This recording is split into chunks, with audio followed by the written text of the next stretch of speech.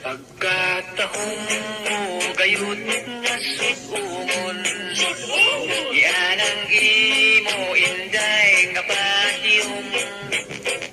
Kasing-kasing ko kanimo nabihag, yan ang imong talagsaong kaanyag. Pagkatahong mo gayud na way sama, daw sa mikon sa ikaw nga manulunda, ay pasilan kung swertian kung kanimo makaasawa. Ayaw sabta nga ikaw akong ibula, aron sa gugma mo ako'y makatag-iya. Kay bisan kinsa pa ang imong